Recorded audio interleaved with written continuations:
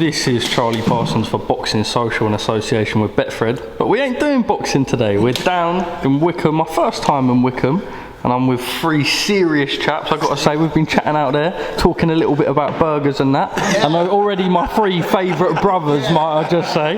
We're here for the film premiere, Beast Mode on always. Adibaro, first to you, just how proud are you of just getting this over the line and having this obviously event on tonight? Yeah, no, listen, I've said this numerous times today. You probably know I've done quite a fair bit of press, and the word I keep coming back to is I'm humbled. It's a surreal feeling, and to be able to see this project on the full screen, listen, it's mind-boggling. I'd figured I'd be used to certain new accolades, but this, I ain't gonna lie, it's an overwhelming feeling, and I'm proud I'm sitting here with my brothers who have been here my entire life, so to be able to finish this project, get over the line, yeah man, it's humbling. Just firstly from me, how, you know, when the phone call first rings and they say, look, we've got a documentary coming, obviously we know the star that you are and the star that you've built yourself into, but a documentary's levels, and this is levels. How do you sort of go when you take that call? You know, this is what I'm saying, like they approached me with the idea. They said, look, am I going to retire after the championship season? I said, yeah, I'm going to retire, I'm going to have one more year. I'm going to call it a day when I hit the age of 40. And they said, look, you know what, they want to capture it, they want to see, they want to talk about it previously, we want to catch the here and now, and then we want to see about the future. So you know, sometimes you just say, yeah, cool, and then we sat down and they did the briefing, and we sat down with the people on Amazon, and then you kind of realise, and exactly then you're like, shit, this is levels to this. And like I said, I come back on humbling. I remember when I was approached to do my book, and that I thought, raw. People want to hear my story, and now to be able to take it to another level, to see it now on the screen, like again, it's mind-boggling for me. I'll bring the two brothers in because not only are they the best three brothers I've got, but these men are good dressed, you know. I'm actually jealous, brother. I ain't come in the right attire. Firstly to you. Yeah, I'm giving them an ego boost now, aren't I? Need that. Firstly from you, just sort of how proud are you to watch this all unravel? You would have seen over the years just how special things are, but this is like, you know, like we said the word levels, it's just taking it to them levels, isn't it? No, for me it's amazing. The funny thing, I spoke to my mum this afternoon after she watched the documentary for the first time, and I said to her, what do you think about it? And she was just so nonchalant. She was like, yeah, you said that this was going to happen. I said, what you said, Mum? She goes, no, do you remember when you was 5 years old? No, 7 years old, she said. You said that, yeah, we're going to do a documentary about your life. And it kind of took me back to that time. And for me, my brother's story is a story that I think that everyone can relate to. He wasn't at the elite, but his story shows that he kind of overcame any kind of trials and tribulations that perseverance. And the thing that I've always attached to my brother, me being the oldest one, is that he's stubborn as fuck. Like, he is so stubborn, but him being stubborn is what has allowed him to be where he is today. I was going to say, stubbornness ain't always a bad trait. I know, and that's what I mean. For me, when I say stubborn, it's in the sense that when people put things in his way, he's able to overcome it and do it his way. And that whole mantra about people always trying to say that he's too big to play football, and not giving him the opportunity because of his appearance, he showed them. He played football up until 40. And you can see in the documentary that story and that guts and that kind of determination to kind of do it his way, which has kind of brought him here. So I'm just so happy that everyone's getting the opportunity to see his story. And I know there's so much more. I was about to say that. It's like, it's only the start. I mean, it's hard to cram a whole lifetime into 90 minutes. So it's only the start. This is just the beginning. Close one chapter, we open the next. So I know what my brother's still got to give. He's got so much to offer, and I just think the world needs to see it. Like, I've always, like, call it cocky, but I've always seen, like, my brother, like, I've witnessed him being that person behind closed doors. But I think that comes with the stubbornness. Arrogance isn't always a bad thing, and you say the cockiness, like, sometimes you need that to do well in a field of what you're doing. Cockiness in him being cocky, I just mean me being like, I always knew he was going to be that guy. I was just waiting for the world to catch up. Let me just ask you on top of that then, it's very rare that we see three brothers so well bonded like you guys are. What is it that sort of, I suppose, like we always see like the word jealousy get thrown about and things like that, but you guys are so supportive of each other, clearly. I mean, I've just seen you guys bonding out there. Upbringing played a massive part. Like our mum and dad from an early age was always instilled in us that, yo, it's you four, because we've got an older sister. So it's you four. Like, it's very important that you respect each other.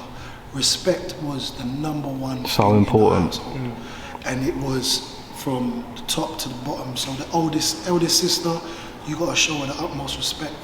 You got older brother, you got to show him the utmost respect. And that was instilled in us from a young age. So when you say jealousy and envy and all those things, it's not even a thought that comes up. Yeah, exactly. If one is winning, all of us is winning. So we don't even have those sort of, we can't even have it, because if a little hint of it comes in, yo, I'm on the phone to my mum, I'm saying, yo, mum, you got to pattern out these two, because boy. Do you know what the maddest thing is? And look, we're not naive enough to know that people don't get on, but when people say, listen, how tight you are and your brothers, I actually can't see it or fathom it any other way, because it's so normal to you. That's how it's always been. That your brothers should have your back. And listen, of course we know and we've heard stories that, but I know on this planet, to the left and to the right, I've always got my brothers. We are brothers, best friends, business partners. But then, and I'll always say this, like, don't get the game twisted. We three individual men who've got our individual mindset. So when that happens, trust me, best believe we catch up. Like, I don't get the game and the worst thing is I don't ever try and sit here and say, oh, we're always kumbaya, and nah, man, like, really and truly, we go ham. But I always say this, I'd say, for any person that you want to say is tight or is family, if you haven't had an argument with them, then you are not really as tight as you say you are, because you get called out. So people that really want you to win will call you out if you're messing up. And it's important also, because like you guys are family, but it's the same with like your best friend, for example. If you need to pattern up, then it's important that someone goes, look, pattern up, brother. 100%. Listen, man, you've got to move. Listen, they've been with me my whole life, and from when people have started to know me more, these men have been here. So when people all of a sudden, you know, when you're getting a little bit of accolade and all of a sudden they want to conversate with you, these men were here when in the good times, in the bad times, and the indifferent times, and that will never change. So nah, man, and it's, look, and anybody will tell you, whenever you're doing something and you're achieving, it feels so much sweeter when you're achieving with the people that you check for. You know what I'm saying? And I'm down with the brothers out here. So yeah, man, we're looking forward to the future. Well, it is Boxing Social, so I'd be a maniac if I didn't ask the three of you about boxing. But just before I do that, just a final word from the three of you on just everything that's gone into place in making this happen. You said about the book as well, Amazon Prime premiere, just so special. Like, even sat here, it just feels really nice, and the unity of all of you guys, it makes it that extra little thing. Yeah, for me, I mean, the process was the process. I don't know if you lot are going to get a sequel, I'll tell you that now. Let's not count anything out, because you said it was stressful. It was stressful. No, you know the reason why? I think one thing when you, what I took out of this, and what I want people to take out of this first is, you know, I want people to be able to say, you know what, regardless of what, authenticity is the most powerful thing. And to be comfortable in your own skin. And they say that, look, I didn't set out to be different. I didn't set out to be 17 stones. I didn't set out to love the gym. I didn't set out to love chicken. I didn't set out to do anything. I literally set out to be the best version of myself. And I knew I wanted to play football, and I was going to allow nobody who came into my life on a temporary basis to tell you different, to give me a permanent status on my life. And that's what I want people to take away, that, you know what, at the end of the day, nobody can do you or be you better than you. But for me, what I look at this, I look at the process, the down bits in that is what my brother said. It is so hard to cram in a lifetime into 90 minutes. Yeah. And whereas you'll see on the screen where things are just a moment, and for me, they were more than a moment. So sometimes you will just see it, and I'll have to say it in passing. That's my only thing where I look at it and think, nah, you know what? I was really going through this, or this really meant that, and you can't, because I could spend a lifetime on every single moment that I went in my life. That for me is the only process, but at the end of the day, to be able to like one says, when you retire, to look back and see it all in kind of one place. That for me, when it comes off the screen, to see it all in one place is like, yeah, you know what, it's really satisfying. You too, what would you take out of it? I think for me, what I'll take out from this documentary is that this documentary is us, in the sense that we really was part of the whole process, the concept, bringing it together, really kind of learning our craft as well. This isn't a documentary which was just done from people coming in. This was a documentary which we was heavily involved in all aspects of it. So I think for me, and I don't know for the other brothers, it's knowing that we're good at what we do. You know, I'm hoping that everyone really appreciates the story that's being told, because we took a lot of time to actually kind of craft it and deliver it in a way where it shows all the different aspects of B. And I'm hoping that people see that. I'm hoping that people see him for him playing football, see him as a family man, see him as a businessman, and see the faith that he has. Yeah. And also that he was different from the start. Now he came in, that my brother, when we was young, he was the best baller. I don't care, hands down, I knew that he was going to make it into football. I thought he was going to be at the top of the top. And I only think... What you saying, man? I'll give it no. But the only thing I would say is because he broke his leg. That's my thing. If he didn't break his leg, he would have been at the top of the top.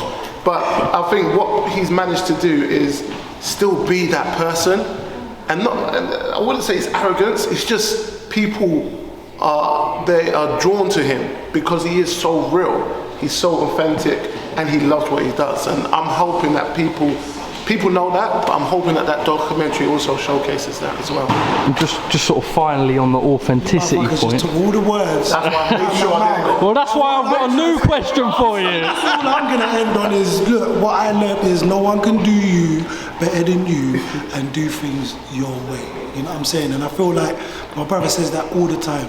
And if you look at his whole career, he did this shit his way. So, and it worked. So always trust yourself, trust the process, believe in yourself. If you believe it, you can achieve it. Amen. Well, let me just lastly say on the authenticity point, it was mentioned that sort of like you always had that belief that it would happen and it would always come true.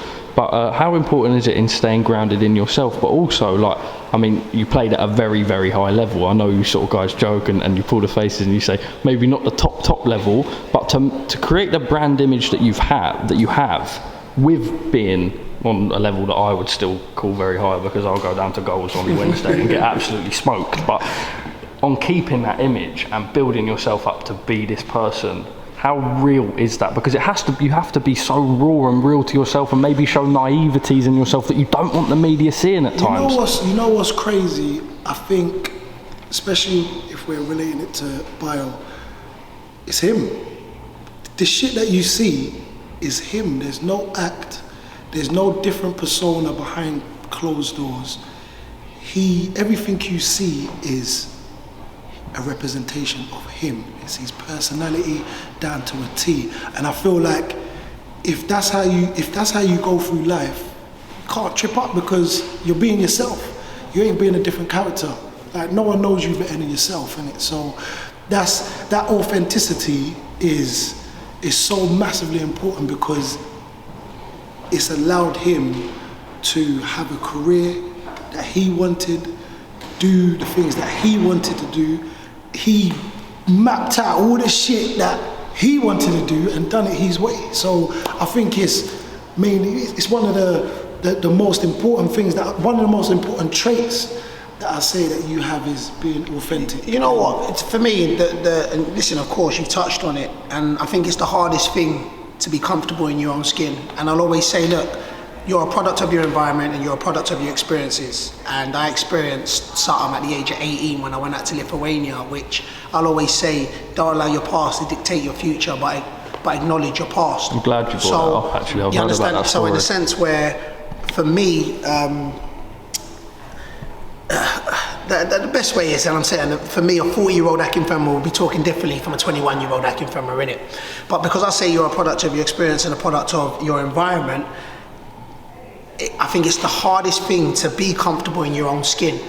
But I learned early enough was, you know what, well, I'm comfortable and I'm cool and I'm good. So, and strip everything away. And I think sometimes in this society that we're in, and listen, and it's funny because, you know, we came out of lockdown, and what lockdown showed you, but you was isolated, and there was things that was happening which you was like, look, if I said that 5 years ago, we would have said that can never happen. So I say in life, things always get thrown at you, and you have to learn how to be able to adapt. So as you grow as individuals, when you, as quickly as possible, to be comfortable in your own skin, the better you'll be. Because listen, I don't go around wanting to be hated, but then at the same time, I don't go around wanting to be loved. Yeah, it comes with it, doesn't it? You know what I'm saying? So I go around trying to be the best version of myself, and then you stick to the morals for you. I try and be respectful. So I try and be exclusive, and I try and promote positive energy. So for me, when I maneuver in anything, and this is not, I don't do what I do and put it to who I am. I am who I am to do, and I put it to what I do, if you know what I'm saying. So it doesn't matter if it's football, it don't matter if I'm interacting with a child, it don't matter if I'm interacting with an adult, I am always going to be me. So strip that away, I'm still going to be me. And I think that's where some people can get lost in it, you know what I'm saying? It's in being that, oh, I need somewhere to belong. Being inclusive is a hell of a drug, to feel like you're part of something. So, you know, and that's the thing for me, where when I maneuver through world, listen, I've never been alone, because I've always had my brother, my family's there. So for the good times, the bad times, listen, they celebrate with me, and then boy, they give me a hug when I need it, you know what I'm saying? So look, it is hard, and I know sometimes I'm spitting it like say it's, but when the earliest you can find and be comfortable with who you are as an individual, the better you'll be in life. You boys are making me wish we had a football social. I've got one question. One question myself. I heard a story that you don't play football when it's Super Bowl time. Yeah, man, I ain't gonna lie to you, but this, to be fair, this only came in recently. This came only recently as I got older and just realised that, you know, I can't play that many games, so I kind of put into my contracts that I need to go to the Super Bowl.